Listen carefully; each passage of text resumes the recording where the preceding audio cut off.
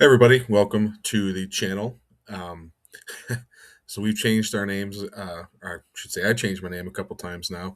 I'm going to settle on Over Easy Gaming. You can see my logo back there. Yes, I understand it is AI.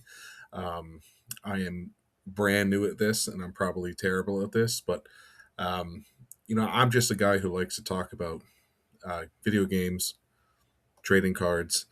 I know there's probably 17 million YouTube channels that talk about the same exact thing as me. It's going to be a little bit different about me is I'm going to mix in a little sports talk um, with my gaming. So on my channel, I'm currently doing a Fire Emblem 7 playthrough. So if you want, you can check that out. But today we are going to, well, I'll show you my cool logo too. So Over Easy Gaming. So I am a lover of uh, eggs and breakfast. So, as Ron Swanson once said, um, people who don't like breakfast foods are morons. I'm paraphrasing. Um, but fried eggs, um, they're just the goat. So, that's really where the name comes from. So, like I said, this channel, we're going to talk a little bit about games and do some playthroughs here and there. My hope eventually is to do some like pack opening and things like that. Um, Also, what's going to be different about me is I am absolutely not one of these folks who goes out there and camps out in front of GameStop and Costco and things like that for like 2 weeks to get some Pokemon and cards and stealing them from out of the hands of like 7-year olds and fighting people over them and things like that. That's not me at all. Um, to me, it's just a hobby. If I find cool cards and I want to sell them, I will definitely look into doing that. I've done that already, but yeah, I'm going to shut up now and talk about what I really wanted to talk about in this video. Um, so, other than games and trading cards and things of that nature, my other big passion is sports. If you can't tell, I'm rocking my Hartford Whalers hat here.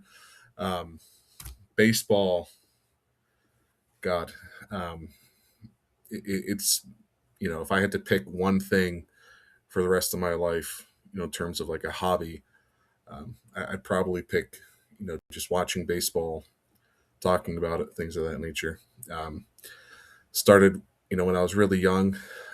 My grandfather, who passed away over a decade or so, he's his first, I shouldn't say his first love, that's not true, but, I would go over to his house when I was a kid, probably 3 or 4 times a week, either just to hang out or to give my parents a break or whatnot. And I just remember having so many long talks or just listening to my grandfather talk about the sports guys. He was a big Cleveland Indians fan, even though he grew up and lived in Connecticut, I believe for his entire life, or for the vast majority of his life. Not really sure why he was a big Cleveland Indians fan, but every time I'd go to his house, he would have some sort of either like a Cleveland Indians rerun, or he was reading a newspaper and reading about all the different prospects and people like that were coming up, and he would talk to me about them. I think he talked to my brothers as well, but I think I was the most interested. He would take me to a lot of minor league games and things like that, and just be a pseudo scout, I guess. Telling me who he thought he was going to do well, who we thought the Indians should get rid of. I actually have some old hilarious videos of old family videos of like my 7th birthday party or something like that, and he's sitting eating a piece of cake, and he's talking about how Paul I think it was Paul Shuey, who was, I think he was like a relief pitcher in the 90s for the Cleveland Indians, and just how he looked, talking to my dad, who was a big Red Sox fan. And my dad obviously was listening to him, not to be rude, because my dad is obviously a huge baseball fan too. A lot of that comes from my father as well, my love of the game. But I always remember my grandfather talking to him specifically about this one video about Paul Shuey and how he looked. My dad being a Red Sox fan, which is kind of like, yeah, okay, yeah, that sounds good. I don't really care about Indians relief pitchers, but that's just a little background on how much I love the game.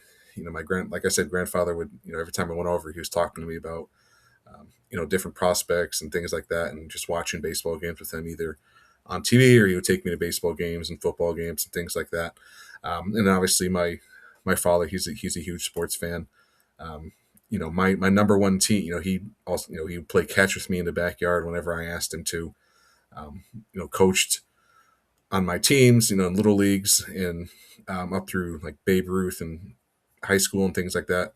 If he wasn't on the coaching staff, he was, every single game we could possibly go to, he was there.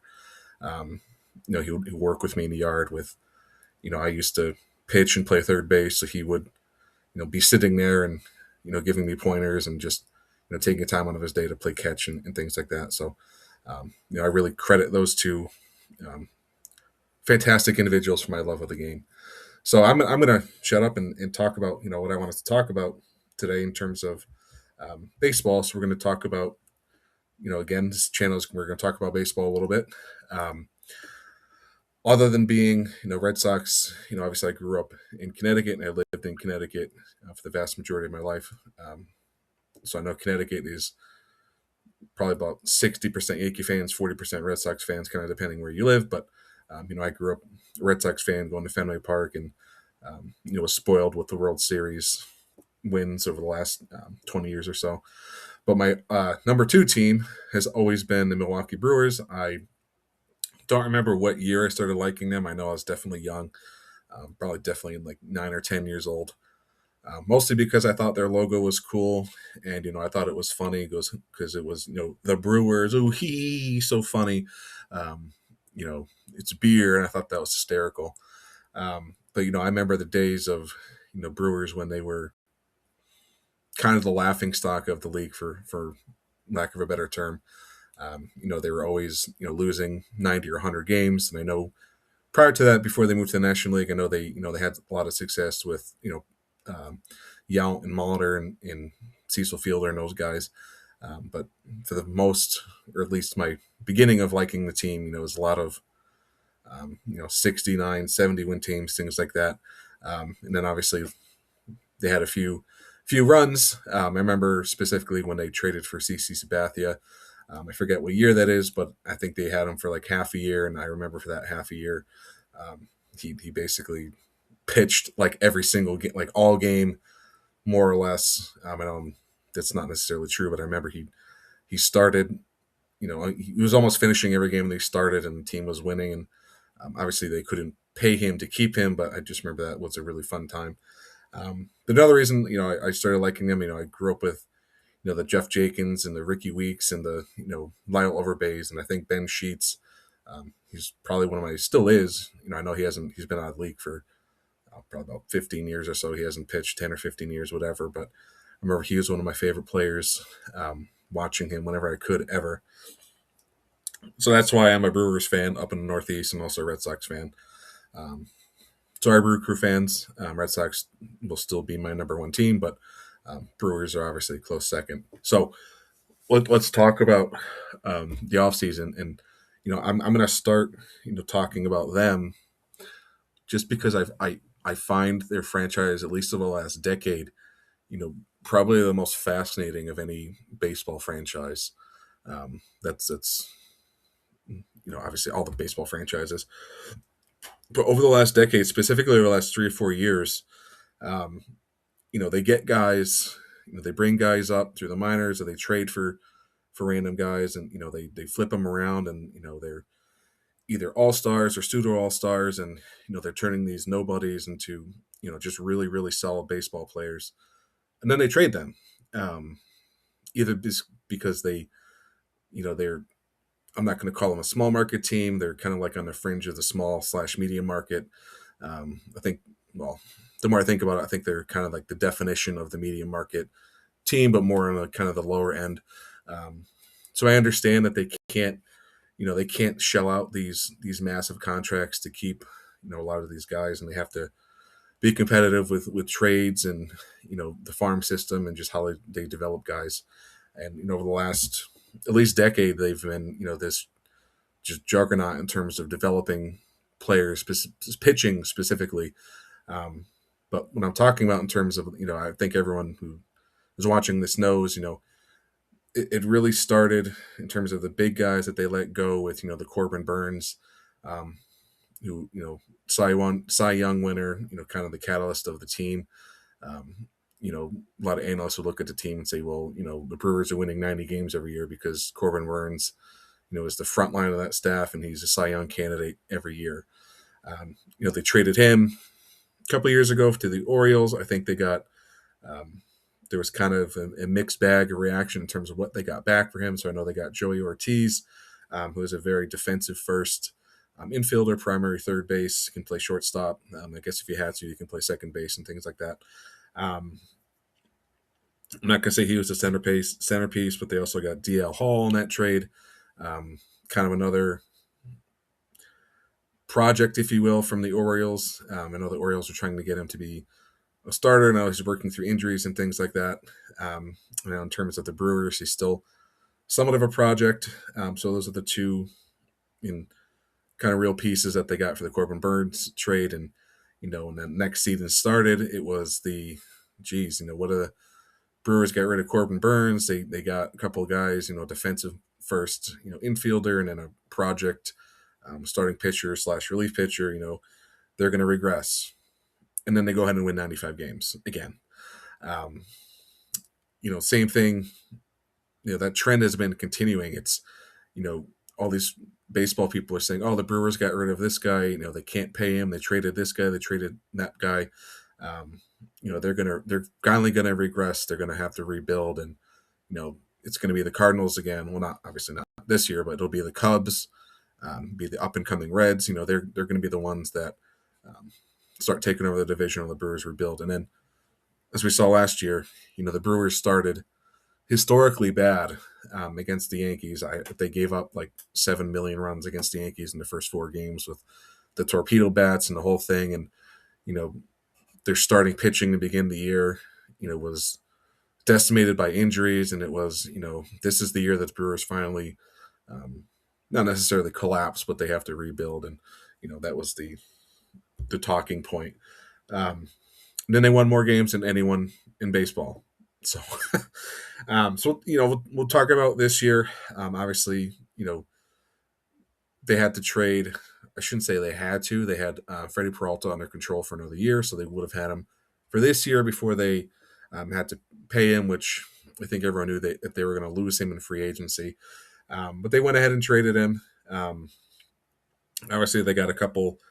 I'd say the return for him this year was, at least on paper, a little bit better than what they got for Corbin Burns. I think that was obviously the goal. So they got Jet Williams, who is a highly ranked prospect from the Mets. And then they also got a starting pitching prospect. I'm probably going to pronounce his name wrong, Sporat. Not sure if he's going to make the team or not, but he definitely is another one of those high of those arms that Mets thought very highly of. So they did get a couple nice prospect pieces for that. Looking at their fan graphs right now for their projected starting lineup, obviously, we're sitting here talking February 11th. Obviously, things can change. I don't see them making a move per se to, bring anyone else in, especially for like on a big contract or anything like that. I just don't see them necessarily doing that per se. Talking about them this year, a lot of folks will say, well, they haven't really spent any money on free agents. They did bring back Brandon Woodruff, who's been hurt last couple of years. He's going to be either the number one or number two guy behind Mizorowski. So hopefully he can get a full year in. But they did bring him back. And then looking at Fangraphs right now, so they do have Jet Williams starting, at least projected to start at shortstop, which I find interesting. And I find that interesting because of obviously the trade that just happened with my Red Sox and the Brewers. So the Brewers obviously traded. Like there's a million other channels that are talking about this trade right now because it is kind of a big deal. They traded Caleb Durbin, Andrew Monasterio, Anthony Siegler, all three infielders that the Red Sox. It was no secret that the Red Sox were really hurting for infielders, and trying. Obviously they missed out on Bichette and some other guys, and obviously didn't think too high of Suarez or Paredes. So they did send Caleb Durbin, who As a Brewers fan, I love him for the Red Sox. I loved him for the Brewers. He was a classic Brewer guy who came over in a trade from the Yankees. Um, makes me like him even more now he's on the Red Sox. Former Yankee guy, but he was a rookie last year. I know he finished near the top in Rookie of the Year voting. Um, he reminds me a heck of a lot of Dustin Pedroia, at least when Pedroia was coming up. Um, Makes a lot of contact with the ball, doesn't chase, plays pretty good defense. And one of the big, he has some pop, not a ton. I think, he's not a big guy. I think he's like 5'9" or something like that. Obviously, more the reason to compare him to just Dustin Pedroia. I think he did hit around 11 home runs last year, so he does have some pop. I think he'll hit a little bit more in Fenway just because of the ballpark there. Um, but the Brewers traded him.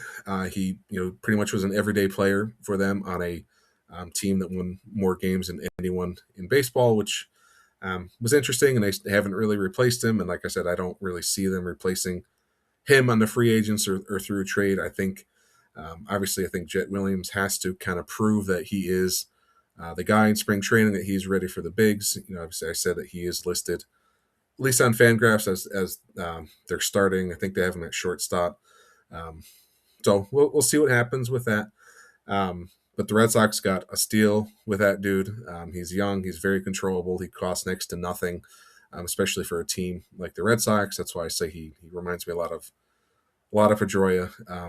Just a good athlete, just a dirty dog is really the best way to describe him. Brewers also sent over Andrew Monasterio. Same thing, utility infielder. Had a lot of big hits down the stretch. I know that was kind of one of the knocks on him, at least as a Brewers fan, was, what can he give us offensively? I know the Brewers aren't, you know, they want athletes to get, they want guys that can run in field and things like that. And that's really what they're looking for. And, if they can develop a bat, that's what they're going to do. But the Red Sox got Durbin and Monasterio and Anthony Siegler, another. He's probably obviously going to start with the Red Sox in AAA. Monasterio, I would imagine he's probably going to start in AAA with the Red Sox too. Red Sox, Durbin, I think they listed Durbin for the Red Sox at third base. He's most likely going to play second base. But I don't want to be another one of these people who is going to be like, oh, the Brewers traded, some, obviously Durbin is not a Corbin Burns or Freddie Peralta, but he was a pretty much everyday player on a team that, another early exit in the playoffs, but made it to the playoffs, and he was a big contributor. I think he was a 3-win player for them as a rookie. So he's just going to keep going up in value. I don't want to be one of these guys who says, "Oh, the Brewers, they traded another one of these guys. They got a couple prospects and things like that. Let's kind of see what happens." I mean, I'm looking at their fan graphs right now, and other than those couple prospects that they brought in, they brought back Brandon Woodruff, obviously, which is a big deal to kind of solidify that rotation. Speaking of the Red Sox, they did snag Quinn Priester from the Red Sox, who Quinn Priester for a good part of the year last year for the Brewers looked like a Cy Young candidate. Speaking of that, I forgot to talk about that. What the Brewers did get back. So I think one of the key pieces the Brewers got back was Kyle Harrison. So obviously Kyle Harrison came over in the Devers trade with the Red Sox. So they got Kyle Harrison. If I had to guess, I would think Kyle Harrison's going to start in the minors. I don't see him making a rotation spot unless obviously there's an injury or he just kind of balls out in spring training. So we'll see what happens with that. Harrison's a young lefty. There's been some concerns with his control and command. His fastball, which is very hittable. But the Brewers are pitching, their arm farm down there. So it'd be interesting to see what kind of happens with him. And then, one of the other pieces that came over from the Red Sox, Shane Drohan, basically a career minor leaguer for the Red Sox. I think he was ranked number 30th in the Red Sox prospect list. In terms of pitching prospects from the Red Sox, he was sort of up there, not their top pitching prospect, but same thing. Brewers might turn him into something that no one's really expecting. But he is a older prospect. He's 27. So again, he's probably going to start in AAA. We might see him on the Brewers maybe early in the year, but I'm sure he'll make an appearance on the Brewers some point due to injuries and things like that. And then Boston also got or sent over David Hamilton, utility infielder. As a Red Sox fan, nothing against Hamilton, but he just really was the odd man out for the Red Sox. In terms of the infield, he can play a couple different positions. He can run. Um, his bat is just not there. Um, I know he is available from a bench piece, just from a base running perspective. He did hit a little bit in terms of power. I think he hit 7 or 8 home runs last year, which kind of came out of nowhere. I don't think the Brewers should rely on him to do that continuously. But he's another piece that came over. But just for the Brewers this year, I'm just looking at their fan graphs. Kind of doing one of these. I don't know. Obviously, it's going to be. I'm just not. I'll just say it again. I don't want to be one of those guys who's going to say, "Oh, the Brewers, they haven't done anything. They got rid of guys. They're going to regress." I don't think so. They still have Bryce Terang, who can very well be an MVP candidate. He played his absolute, like his hair was on fire at the end of the year last year. Jackson Churio, who still kind of has a lot of untapped potential. Yelly is still there. Obviously, he's getting a little bit older, but he's got some injury concerns. But when he is on the field, he is really unbelievable. Garrett Mitchell, they have him listed on Fangraphs as of right now, as we sit on February 11th, as a starting center fielder. I don't know if that's gonna stick. He has a ton of upside to him. He just can't seem to stay healthy and stay on the field. Looking at their bench, Reese McGuire as a backup catcher, kind of a non-roster invite. Jake Bowers, David Hamilton, Blake Perkins. So if you're a Brewers fan, they like athletes. They like guys who can play a lot of different positions. They don't really necessarily care that they don't have a guy that, no one on his team can hit 40 home runs. So they don't really seem, it's clear they haven't had that guy in a long time, and they don't really necessarily need that guy. But, in terms of depth, we have to see what Jet Williams is. He could either be a huge steal. He could be, maybe he doesn't even make the team. I know they got some younger guys in the minors that may be looking to crack the squad, so we'll see what happens with that. So yeah, looking at the rotation, obviously the rotation did lose Freddie Peralta, obviously, but they still have Woodruff, Jacob Mizorowski, Quinn Priester, and then they have Chad Patrick and Logan Henderson. Two guys who did pitch last year. They're not rookies anymore, but do have to see what we get out of them. Obviously, we talked about Kyle Harrison, so he's an option there. So very solid. Obviously, it is a loss when you lose a guy like Freddie Peralta, but the top of the rotation with Woodruff and Mizorowski, obviously, there's a lot of pressure on Mizorowski right now. Looked awesome last year. He's got to really prove it this year. He's got to grow and develop some more. Quinn Priester, there's a lot of pressure on him to really, duplicate what he just did. So we'll see. Their back end, or their bullpen, I should say, is still, I'll say it's pretty elite. They did bring in Angel Zerpa from the Royals over, but they do have, Uribe, McGill, Ashby, Dio Hall. See how much we get from him. So yeah, the Brewers. Let's go out there and win 95 again, and let's just see what happens. Yeah, so that's all I got for you. If you like me, think I'm funny,